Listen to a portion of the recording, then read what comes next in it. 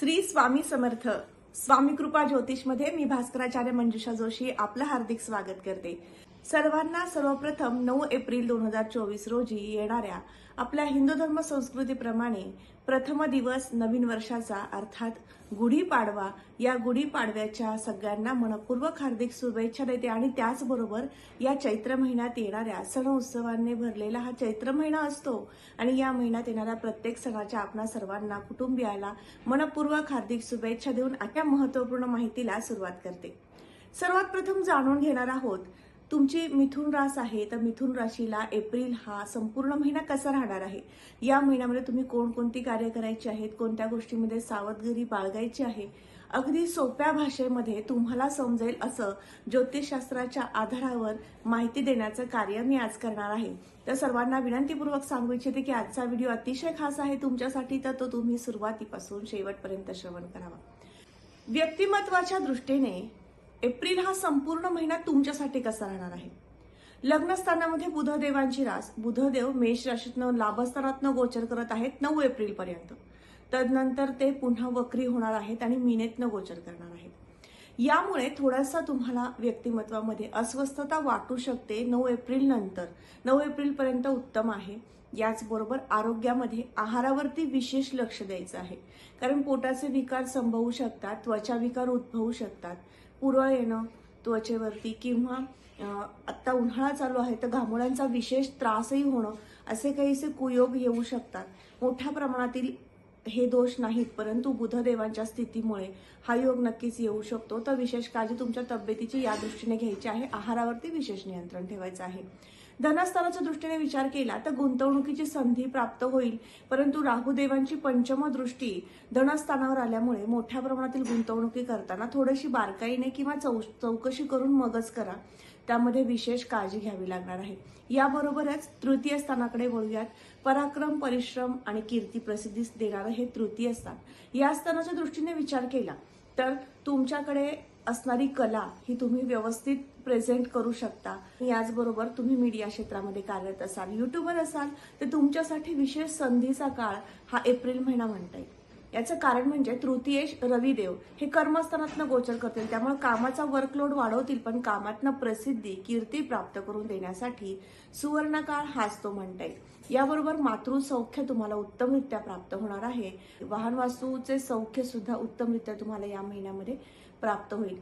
शिक्षण, संतती, प्रेम, प्रणय देणारा हे 5वं घर, या स्थानावर आपण ही माहिती घेतो। प्रेम प्रणयाच्या दृष्टीने विचार केला तर पंचमे शुक्रदेव उच्चीचे आहेत, त्यामुळे तुमच्या प्रियकरासोबत एखाद्या पर्यटन स्थळी फिरण्याचे योग आहेत। एकमेकांना तुम्ही जास्तीत जास्त वेळ देऊ शकणार आहात, आनंद देऊ शकणार आहात, हा महिना विशेष म्हणता येईल। याबरोबरच संततीचं सौख्य उत्तमरित्या तुम्हाला या महिन्यात प्राप्त होणार आहे। संततीकडे एखादी आनंददायी वार्ता करणी पडू शकते आणि त्याने तुम्ही उत्साह, आनंद वृद्धिंगत होण्यासाठी मदत होऊ शकेल। याबरोबरच खेळामध्ये किंवा इतर काही शिक्षणाच्या बाबतीमधील काही कार्य तुमचे अर्धवट राहिले होते, जे काही खूप काही दिवसापासून करायचं होतं, शिक्षण घ्यायचं होतं, त्या क्षेत्रामध्ये तुम्हाला प्रगती करायची होती पण राहून गेलं, तर नक्की तुम्ही आता ऍडमिशन करू शकता। या महिन्यात केलेल्या ऍडमिशनमुळे तुम्हाला विशेष ते पूर्ण शिक्षण पूर्णत्वाला जाण्यासाठी मदत होईल, त्या शिक्षणाचा विशेष तुम्हाला लाभही प्राप्त होईल। गायन, वादन, नृत्यकला, कला क्षेत्रामधील कुठलेही कार्य करणाऱ्या वर्गाला हा महिना विशेष नामांकन प्राप्त करून देणारा, लाभ प्राप्त करून देणारा, कीर्ती प्रसिद्धी प्राप्त करून देणारा ठरणार आहे।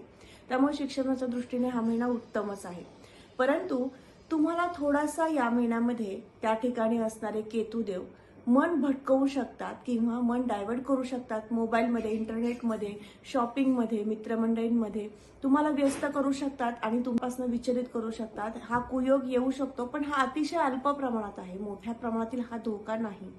त्यामुळे तुम्हाला अभ्यासामध्ये एकसंगता लाभण्यासाठी विशेष उपाय मी व्हिडिओच्या शेवटी देणार आहे, तेवढा केला तर नक्कीच तुम्हाला हा महिना अभ्यासाच्या दृष्टीने उत्तम राहू शकेल।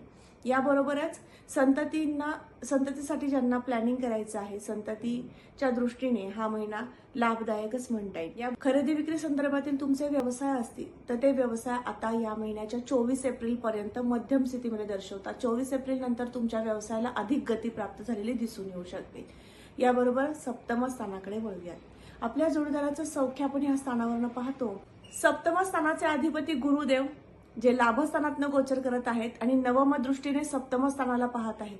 त्यामुळे तुमच्या जोडीदाराचं विशेष सहकार्य, त्यांच्यासोबत एखाद्या धार्मिक ठिकाणी किंवा एखाद्या पर्यटन ठिकाणी फिरावयास जाण्याचे योग, त्यांच्यासोबत जास्तीत जास्त सहवास लाभण्याचे योग तुम्हाला या महिन्यात उत्तमरित्या आहेत. ज्या वधूवरांना विवाह करायचा आहे, अर्थात विवाह योग हा आपण जन्मलग्न कुंडलीप्रमाणे पाहतो. म्हणजे कुठल्या दिशेचं स्थळ मिळणार आहे, किती अंतराचं असेल, मुलगी सर्व्हिस करणारी मिळेल, मुलगा सर्व्हिस करणारा मिळेल, अशा अनेक प्रश्नांची उत्तर आपण स्वतःच्या जन्मलग्न कुंडलीप्रमाणे घेतोच. परंतु राशीप्रमाणे जर पाहिलं गेलं तर तुम्हाला या महिन्यामध्ये विवाहाचे योग, शुभ संकेत उत्तमरित्या आहेत. त्यामुळे विवाह कार्यास सुरुवात करायची असेल, पाहण्यास सुरुवात करायची असेल तर नक्कीच तुम्ही या महिन्यात करू शकता. त्याबाबत सुद्धा ग्रहस्थिती अतिशय उत्तम आहे. याबरोबरच भागीदारीचे व्यवसाय तुमचे या महिन्यात उत्तमरित्या राहणार आहेत. व्यवसाय वृद्धिंगत झालेला सुद्धा दिसून येणार आहे. याचं कारण म्हणजे देव हे लाभस्थानामध्ये हर्षयुक्त आहेत. या सप्तम स्थानावरती विशेष कुठल्याही पापग्रहाची दृष्टी नाही. त्यामुळे तुम्हाला तुमचा व्यवसाय अगदी उत्तमरित्या पुढे घेऊन जाण्यासाठीचा कालावधी हाच तो म्हणता येईल एप्रिल महिना. त्यामुळे भागीदारीचा व्यवसाय तुम्हाला सुरू करायचा असेल, तुमच्या जोडीदाराला पार्टनर म्हणून घ्यायचं असेल, नक्की घेऊ शकता आणि व्यवसाय सुरू करू शकता. वृद्धिंगत झाल्याशिवाय राहणार नाही. याबरोबर अचानक लाभ प्राप्तीचे योग संमिश्र पद्धतीने या महिन्यामध्ये आहेत. मध्यम रीतीने तुम्हाला लाभ प्राप्त होतील. एखादं काम आडल सुद्धा किंवा एखादं काम लगेचच पूर्ण सुद्धा होईल, अशा पद्धतीने संमिश्र ग्रहस्थिती या महिन्यात दर्शवत आहे. भाग्योदयाच्या दृष्टीने विचार केला तर भाग्येश शनी महाराज, कारण त्या ठिकाणी येणारी कुंभरास.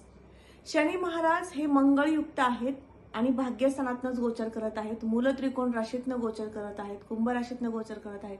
अतिशय विशेष म्हणता येईल. तुम्हाला एखादं कार्य करावं, जिद्दीने ते कार्य संपन्न करण्यासाठी प्रयत्न करावेत, नोकरी बाबतीमध्ये असू देत किंवा बिझनेस बाबतीमध्ये असू देत.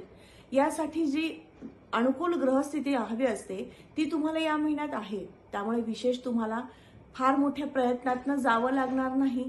शनिदेवांची विशेष कृपा होईल आणि तुमचं कार्य सहजरित्या पूर्ण होऊ शकतं. त्यामुळे भाग्योदयाच्या दृष्टीने हा महिना उत्तम म्हणता येईल. आध्यात्मिक प्रगतीच्या दृष्टीने सुद्धा हा महिना उत्तम म्हणता येईल. एखादा आध्यात्मिक कार्य, धार्मिक कार्य, यज्ञ, याग या संदर्भातील कार्यांमध्ये सहभाग नोंदवण्याचे शुभ संकेत आहेत आणि त्यातनं आनंद सुद्धा तुम्ही प्राप्त करून घेऊ शकाल. अर्थात हा महिना आनंद वृद्धिंगत करून देणारा आणि त्याचबरोबर भाग्योदय आणि प्रसिद्धी प्राप्त करून देणारा ठरणार आहे. दशमस्थानाकडे वळूयात. 10व्या घरामध्ये असणारी मीन रास, त्या ठिकाणी असणारे रविदेव, राहुदेव आणि शुक्रदेव युतीमध्ये आहेत. एप्रिल नंतर बुधदेव सुद्धा दशमस्थानात येतील. अर्थात तदनंतर तुम्हाला व्यवसाया संदर्भातील तुमचं जर पार्लर असू दे महिला वर्गाचं किंवा लेडीज वेअर शॉपी असू दे, यामधील व्यवसाय वृद्धिंगत करून देण्यासाठी विशेष बुधदेव आणि शुक्रदेव कृपा करतील. याबरोबरच ज्यांचं कन्स्ट्रक्शन संदर्भातील व्यवसाय असतील, लोखंडा संदर्भातील व्यवसाय असतील, दुग्धजन्य पदार्थासंदर्भातील व्यवसाय असतील, दूध डेअरी असेल किंवा आईस्क्रीम पार्लर असेल, या संदर्भातील व्यवसाय करणारा वर्ग, पाण्यासंदर्भातील व्यवसाय करणारा वर्ग यांना अतिशय उत्तम कालावधी आहे. मेडिकल फील्डमध्ये जे लोक कार्य करत आहात, अर्थात तुम्ही डॉक्टर आहात किंवा तुमचं एखादं मेडिकल शॉप असेल, तर अशा वर्गाला सुद्धा हा महिना विशेष लाभ प्राप्त करून देणारा आहे. तुमच्या कामाचा गुणगौरव प्राप्त करून देणारा, अर्थात थोडासा कष्टही देणार आहे, कारण त्या ठिकाणी राहुदेव आहेत. त्यामुळे तुम्हाला कार्याची गती वाढवावी लागेल, एकसंगता ठेवावी लागेल, परंतु तो मोठा लाभ प्राप्त करून देणारा काळ म्हणजे हा एप्रिल महिना म्हणता येईल. स्थानाकडे वळूयात. राशीपत्रिकेतील 11वं घर लाभस्थान. लाभस्थानामध्ये असणारी मेषरास, अर्थात मंगळ देवांची रास. देवांचं भाग्यस्थानातलं गोचर, मित्र घरातलं गोचर अतिशय लाभदायक आहे, परंतु ते कुंभ राशीतनं, शत्रू राशीतनं गोचर करतायत. त्यामुळे थोडासा तुम्हाला या महिन्यामध्ये तुमच्या कामाचा उरक वाढवावा लागेल, पण कामातनं यश, लाभ प्राप्त करून देण्यासाठी मंगळ देव तुम्हाला सक्षम करतील. कामाचा उरक वाढवायला सुद्धा मदत करतील. अर्थात हा महिना लाभाचा, मोठ्या प्रमाणात लाभाचा सुद्धा म्हणता येईल. शेती, बागायत जमीन खरेदी विक्री संदर्भातील व्यवसाय असतील किंवा शेती व्यवसाय ज्यांचा आहे त्यांच्यासाठी सुद्धा हा महिना विशेष लाभदायक म्हणता येईल. नाविन्याने नवीन एखादी खरेदी करायची असेल तुमच्या व्यवसायासाठी तर नक्कीच तुम्ही या महिन्यात करू शकता. मशिनरी खरेदी करण्यासाठी सुद्धा हा महिना उत्तम आहे. याबरोबरच खर्चाच्या दृष्टीने विचार केला तर व्यवसायाला लागणारे साहित्य खरेदीसाठी विशेष खर्च होऊ शकतो आणि याचबरोबर शुक्रदेवांची रास ही व्ययस्थानात आहे. परदेशात जाण्यासाठी, परराज्यात जाण्यासाठी, फिरण्यासाठी विशेष खर्च होऊ शकतो. किरकोळ प्रमाणात, अगदी अल्प प्रमाणामध्ये आरोग्यासाठी खर्च होईल, पण मोठ्या प्रमाणातील कुयोग खर्च नाहीत, सकारात्मक खर्च या महिन्यात मोठ्या प्रमाणात घडू शकतात. तर आता आपण उपासनेकडे वळूयात, कारण उपासनेची जोड जर दिली तर नक्कीच तुम्हाला हाही महिना अतिशय उत्तम जाईल, आनंदी जाईल, आल्हाददायी जाईल. मग नक्की हा उपासनेचा महिना आहे, तर कुठली उपासना करावी?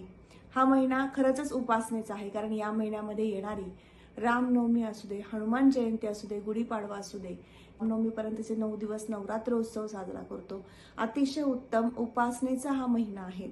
मग या महिन्यामध्ये तुम्हाला कोणती उपासना करायची? तर नक्कीच हा संपूर्ण महिन्यामध्ये शिक्षणाच्या बाबतीमध्ये उत्तम यश प्राप्त होण्यासाठी रीम बुधाय नमः हा बुधाचा जप करा, किंवा व्यंकटेश स्तोत्र वाचनात ठेवा.